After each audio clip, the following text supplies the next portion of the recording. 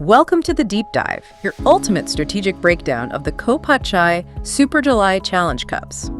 Today, we're taking all those official tournament reports, the group stage standings you've shared, and we're not just, reading scores back to you. No, absolutely not. Think of this as your sports analysis desk. We're cutting through all the noise, bringing you the key takeaways, those standout performances, and really what it all means for the knockout stages coming up. Yeah, this is about getting you fully informed quickly. We've got two big ones on the docket today. The South Men's Challenge Cup and the South Women's Challenge Cup.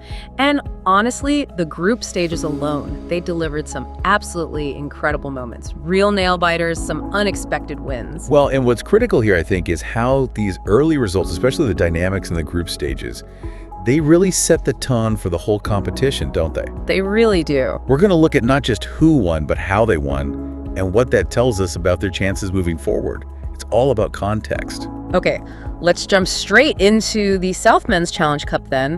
Group A first. Can you believe this?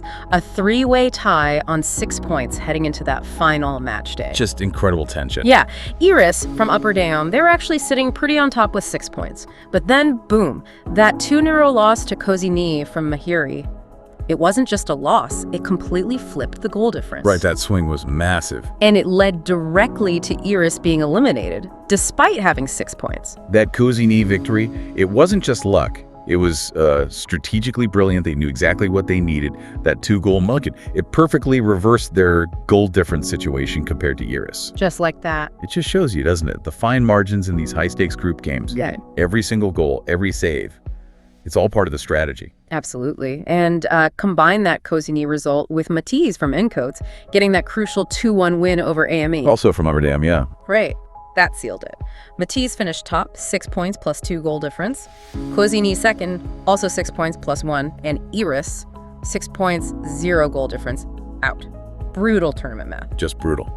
AME finished bottom with 0 points, by the way. Okay, shifting over to Group B. Now, Mianci from Encoats, they seem to have things a bit more under control, wouldn't you say? Oh, definitely. Mian showed real composure. They built up an early advantage, looked consistent, and then just confirmed that top spot with a really dominant 4-1 win over CEBA in their final match. Yeah, 4-1, that sends a message. It absolutely does.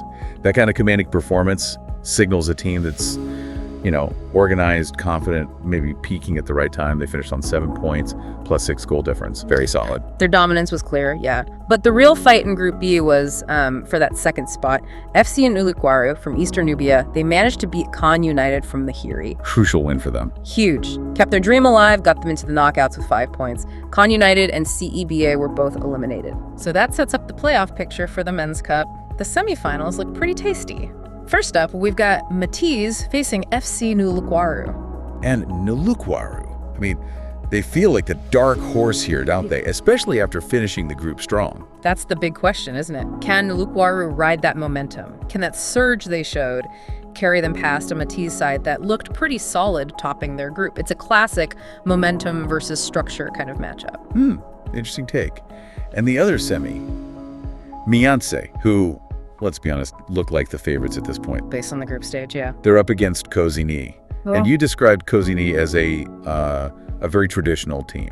Yeah, traditional in the sense they often rely on, strong defensive organization, maybe hitting on the counter, good set pieces, not always free-flowing attack. So for Mianci, being the favorite brings its own pressure, right? Definitely. And playing a team like Cozy Knee, who can be really stubborn and tactically disciplined, well, that's a proper test of their championship credentials. Can they break them down? Okay, let's switch gears. Flip the channel over to the Women's Challenge Cup.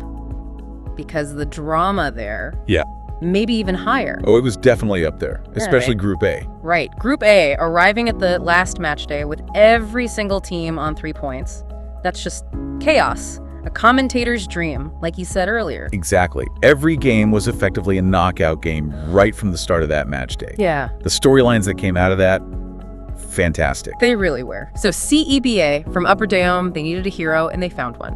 Offensive midfielder Kereni Almalaki gets the only goal in their match against Kakadi's Hearts. 1-0. That was enough to see them through. Clutch performance. Totally clutch. But the big story, the real shocker from that group, has to be Natakala Ladies from Mahiri. Absolutely. They faced Marista from Encoats in this absolutely wild game, a 4-3 thriller.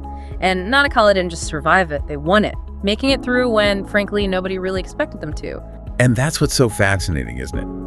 Nautica's qualification, it wasn't about dominating the group. It was about rising to the occasion in that one absolutely decisive match.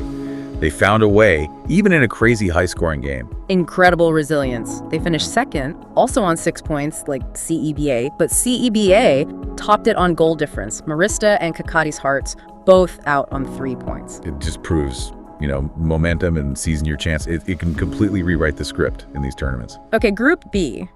This one started a little weirdly, didn't it? With Santa Maria, the big favorites from Encoats. Yeah, everyone had them pegged. Drawing 3-3 with Residencia from Upper Dayome. And the really strange part, Residencia had 3 penalty kicks in that game. 3 penalties. I mean, that kind of opener, a draw like that, especially with so many penalties, that could really rattle a favorite. You'd think so, but what was impressive was how both Santa Maria and Kafif from Mahiri, who also maybe had a slightly shaky start, how they both recovered. Showed good character, yeah. Definitely. It set up this final head-to-head between them where actually a draw was enough for both to go through. Which always makes for a slightly nervy game, potentially. Exactly. And nervy it was. It ended 2-2.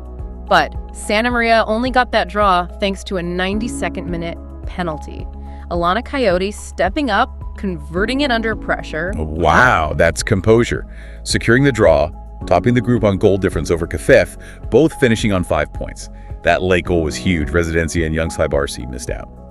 Moving on to Group C, here we saw, just pure dominance from one team, AME from Upper Dayome. They were flying. Qualified early, completed a perfect 9-point campaign, their final game. A 3-0 win over Condesado, powered by a hat-trick from Marina Leon Ciceros, just clinical. AME's performance was, frankly, exemplary. 9 points plus 6 goal difference. They looked every bit the contender. They've put a massive target on their back now. For sure. And the race for second place in that group. Yep. It kind of highlights how other things can play a part, right? Yeah. SC Arcapabra from Eastern Nubia got the 2-0 win they needed against AS Nobilta. Helped significantly by a red card for AS Nobilta, it has to be said. Exactly. Sometimes you need that bit of fortune or misfortune for the opponent. So AME and SC Arcapabra are through from Group C. Right. AS Nobilta and Condesado eliminated. Okay, finally, Group D. And this one. This might be the most talked about group of the whole tournament, I think. It's certainly the most unusual. Absolutely. First, you had Ukatabi Elite from Mahiri. Just dominant, swept the group, 9 points, best record in the whole group stage, looked fantastic. A clinic in how to navigate a group stage. Efficient, ruthless. But here's the crazy part. Every single game in that group not involving Ukatabi ended in a draw. Every single one, which is incredibly rare. It led to this bizarre situation where the other 3 teams, Riachuelo, Unilebecans, and Inasagar Twin Cities, all finished tied on just 2 points each. 2 points for 3 draws amongst themselves. So it all came down to tiebreakers again. Goal difference, goal scored. And somehow, Riachuelo from Encoats, they squeezed through. They only lost to the dominant Ukatabi Elite by 1 goal, 1-0. And that narrow loss, combined with the other results, it gave them the best goal difference among the tied teams. They advanced without winning a single game. It's absolutely incredible, isn't it? Riachuelo going through with 2 points, 0 wins, and a -1 goal difference. It's a massive quirk of the rules. Totally. And it really makes you think, doesn't it? What defines success in a group stage? Is it just wins? Or can playing strategically for draws, minimizing damage against the top team, can that be a valid path? Riachuelo are living proof it can be. An amazing story. So that sets up the women's quarterfinals, and they look stacked with really interesting matchups. Definitely some intriguing games there. First up, CEBA versus K5. I mean, that feels like a genuine 50-50 call, right? Really hard to pick a winner there. Very evenly matched on paper, yeah. Could go either way. Then you've got AME coming off that perfect group stage, looking so strong. They're obviously huge favorites against Riachuelo, the team that didn't win a game. It's the ultimate test for Riachuelo, isn't it? Can that strange, resilient path they took somehow give them an edge? Or will AME's quality just be overwhelming? Fascinating question. Then on the other side, Santa Maria, they also carry a large dose of favoritism against the surprise package, Nautica's ladies. Yeah, Nautica's are the dark horses, the ones who battled through that crazy 4-3 game. They're not used to this stage of competition. Yeah. So how will they handle the pressure against a powerhouse like Santa Maria? Big moment for them. And the last quarterfinal, Ukatabi Elite probably the team of the tournament so far, based on group form. Hard to argue with that. They'll try to keep that momentum rolling against Essie, Arcapasabra, and you described Arcapasabra as a slippery challenge. Yeah, slippery in that they can be unpredictable, they're capable, maybe opportunistic. They might look for ways to exploit any small mistake Yucatabi might make. It might not be straightforward. So a potential banana skin there. Could be. This whole bracket really offers that compelling contrast, you know? You've got the clear favorites, the AMES, the Yucatabis, the Santa Marias, versus the underdogs, the teams like Riachuelo and Natacala who've completely defied expectations to get here. Yeah. Those dynamics, how the favorites handle the pressure, how the underdogs rise to the occasion, that's what's going to define the rest of this Women's Challenge Cup. And there you have it. That's our complete breakdown of the COPACCHAI Super July Challenge Cup's group stages. We've tried to cut through all the numbers, all the noise, bring you the key stories, the surprising facts, and maybe some deeper insights so you feel truly well-informed heading into these massive knockout rounds. It really does highlight, though, doesn't it? How in competition, much like in life, I suppose, every little detail matters. Yeah. Every goal, every comeback, even as we saw a single red card, it can completely change the outcome. It's not just about talent, it's resilience, it's strategy, and yeah, sometimes you need that little bit of luck too. Absolutely. So, as these teams head into the do-or-die stages, the knockout rounds, what really stands out to you, the listener? Is it the underdogs, the teams like Nulakwaru or Natacala defying expectations? Or is it the powerhouses, the Miensis and AMEs maintaining their dominance?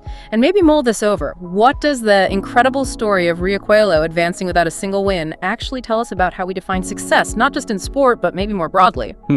Good questions to ponder. Keep those thoughts brewing. We'll catch you on the next deep dive.